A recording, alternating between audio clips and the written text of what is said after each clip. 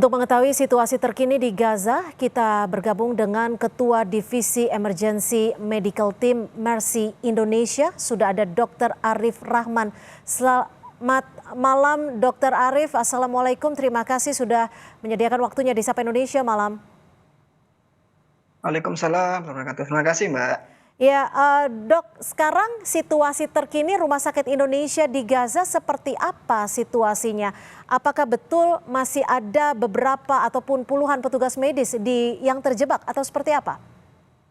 Betul, jadi dalam 2 hari terakhir, militer Israel kembali menyerang kawasan di sekitar rumah sakit dan juga memasuki komplek rumah sakit gitu ya. Jadi sebelumnya penyerangan-penyerangan itu, penembakan-penembakan menggunakan drone itu hanya dilakukan di lingkungan sekitar rumah sakit, jadi tidak menyasar langsung rumah sakit. Nah, dalam 2 hari ini kemudian aktivitas militer di rumah sakit secara langsung meningkat, bahkan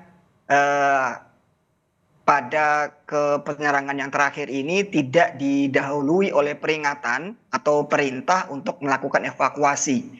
Biasanya gitu ya, biasanya akan ada informasi apakah rumah sakit baik pasien maupun staf medis yang bertugas di rumah sakit itu perlu atau tidak perlu untuk melakukan tindakan evakuasi. Namun ini kemudian seluruh staf dikejutkan karena kemudian tiba-tiba personel militer sudah masuk ke lingkungan rumah sakit, bahkan kami mendapat laporan tank sudah masuk ke komplek rumah sakit, kemudian juga rumah sakit juga di lingkungan mengalami penyerangan yang itu berakibat rumah sakit mengalami kerusakan yang tadi kita bisa lihat di video, misalnya plafon menjadi runtuh, kemudian tembok dan kaca di bagian luar juga jebol, dan ini juga mengenai ke Wisma Dr. Jose Rizal yang merupakan asrama atau guest house apabila ada tim medis dari Indonesia yang bertugas di Rumah Sakit Indonesia. Dan saat ini memang tinggal staf medis yang memilih bertahan untuk di rumah sakit berjaga-jaga seandainya kemudian pasca penyerangan ini korban baik yang luka maupun yang meninggal yang berasal dari masyarakat yang tinggal di sekitar rumah sakit kemudian datang ke rumah sakit untuk meminta bantuan. Begitu, Mbak. Saat peristiwa penyerangan terjadi, ada berapa pasien yang sedang menjalani perawatan di sana dan ada berapa relawan Indonesia?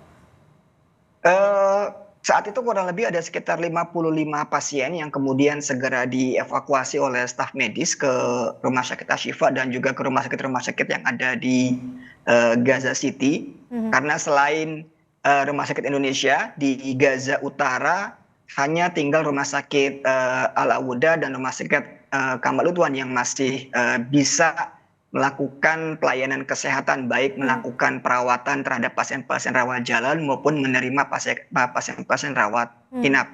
Dan untuk staf Mercy sendiri, karena per Mei kemarin seluruh relawan kami sudah menyelesaikan misi mereka. Saat ini untuk warga negara Indonesia yang bertugas di Rumah Sakit Indonesia sudah kosong dan memang kami belum mengajukan untuk pengiriman kembali relawan medis untuk bertugas ke jalur Gaza. Jadi di utara saat ini kami hanya memiliki staf lokal saja yang bertugas untuk menyalurkan bantuan dan juga menjembatani komunikasi antara Mercy Indonesia dan juga manajemen Rumah Sakit Indonesia dan juga dengan pihak Kementerian Kesehatan di jalur Gaza.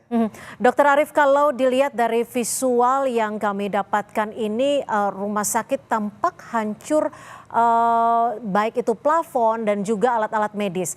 Apakah saat ini benar-benar Rumah Sakit Indonesia di Gaza benar-benar tidak bisa digunakan lagi? Ya, secara fungsional, kalau tadi gambar yang kita lihat adalah gambar ruangan IGD. Kalau ini gambar yang kita lihat ini merupakan bagian dari Wisma Indonesia atau kita menyebutnya Wisma Dr. Jose Rizal. Secara fungsional kerusakan ruangan itu tidak memungkinkan untuk kemudian dilakukan tindakan apabila memang belum diperbaiki, terutama kalau mengenai kamar operasi. Jadi karena kita memahami bahwa kamar operasi itu harus steril untuk mencegah timbulnya infeksi pasca operasi gitu ya. Mhm. Tapi kalau ruangan IGD, ruangan rawat inap itu dan ruangan-ruangan lainnya, apabila kemudian setelah dibersihkan itu biasanya kemudian ruangan tersebut bisa digunakan kembali oleh staf medis yang bertugas. Jadi Mhm. pertimbangannya untuk penyelamatan nyawa, kemudian bagaimana menangani korban-korban yang datang, baik dewasa maupun anak-anak itu jauh lebih penting ketimbang menentukan apakah ruangan ini masih bisa dipakai setelah rusak atau tidak. Dan kerusakan yang terjadi ini akibat dari efek dentuman Ya. blast dari bom yang dijatuhkan di sekitar rumah sakit. Jadi karena ada dentuman itu kemudian kaca ruangan, kemudian jendela, pintu, dan plafon mengalami kerusakan. Mhm. Untuk bantuan, apa sekiranya saat ini yang bisa ataupun yang dibutuhkan, yang paling urgent sekali? Seluruh bantuan dibutuhkan oleh masyarakat, gitu ya. Jadi seluruh masyarakat yang ada di jalur Gaza, mereka berada di situasi yang sangat-sangat memilukan. Hmm. Terlebih kalau kita bicara di masyarakat di Gaza Utara, di mana mereka sehari-hari mendapatkan penyerangan bertubi-tubi secara langsung karena Gaza Utara berada di line berbatasan langsung dengan Israel. Jadi dibandingkan dengan di area lain, pasukan darat amat sangat mungkin dan sering menyerang Gaza Utara dibandingkan dengan wilayah Gaza yang lainnya. Dan ini sangat-sangat menyulitkan buat mereka, apalagi kalau kemudian kita mempertimbangkan pintu masuk bantuan kemanusiaan berada di Gaza Selatan. Sehingga kalaupun seandainya ada bantuan kemanusiaan masuk melalui selatan, melalui Gaza Selatan, baik di Rafah maupun di Khan Yunis, tetap bantuan itu harus melalui beberapa daerah sebelum bisa mencapai ke utara. Dan dalam perjalanannya ini risiko yang dihadapi oleh truk-truk yang mengangkut bantuan kemanusiaan ini tidak kecil. Baik mengalami perompakan, baik mengalami penyerangan oleh militer Israel dan seterusnya. Sehingga kemudian Gaza Utara betul-betul berada dalam situasi yang sangat-sangat memilukan. Nah, di lain pihak, semua bantuan itu saat ini tertahan berada di Jordania maupun di Mesir. Bahkan kami sendiri sejak bulan Februari kemarin sudah berusaha untuk mengirimkan beberapa obat-obatan dan alat kesehatan yang dibutuhkan oleh Rumah Sakit Indonesia. Sampai saat ini bukan hanya dari kami, dari banyak, kalau tidak bisa dibilang seluruh bantuan kemanusiaan yang dikirimkan oleh banyak lembaga itu semua masih tertahan di pintu perbatasan, baik yang berada di Jordania maupun yang ada di Mesir. Jadi memang sulit ya untuk keinginan atau kebutuhan desakan kita kepada semua pihak-pihak yang bisa bernegosiasi dengan Israel agar membuka koridor kemanusiaan ini sangat-sangat perlu, urgent, dan darurat untuk segera bisa direalisasikan, Mbak.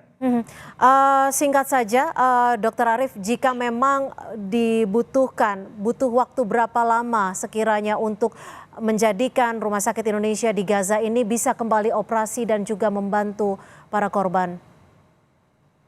Kami sudah melakukan damage assessment secara kasar, gitu ya, secara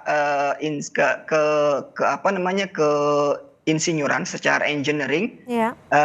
Syukurnya rumah sakit ini tidak mengalami kerusakan konstruksi. Jadi tiang-tiang itu tidak mengalami kerusakan yang parah. Jadi kerusakan yang kita lihat hanya meliputi kerusakan pada dinding. Kalau kita bicara secara engineering, mengalami kerusakan di mechanical, electrical, dan juga arsitektural. Dan kami berharap seandainya situasi memungkinkan, maka upaya untuk rekonstruksi rumah sakit ini akan bisa kita lakukan dalam waktu 1 tahun paling lama agar kemudian kondisinya kembali seperti semula. Bahkan sebenarnya kami sudah berencana untuk melanjutkan pembangunan Rumah Sakit Indonesia fase ketiga untuk membangun pusat rawat jalan yang ada di seberang rumah sakit. Namun rencana ini selalu terganjal karena agresi dari militer Israel selalu terjadi dan berulang di Gaza Utara. Baik, baik. Mudah-mudahan doa kita bersama Rumah Sakit Indonesia di Gaza bisa kembali beroperasi dan juga membantu para korban yang membutuhkan. Terima kasih Ketua Divisi Emergency Medical Team Mercy Indonesia, Dr. Arif Rahman. Selamat malam. Terima kasih Mbak. Selamat malam.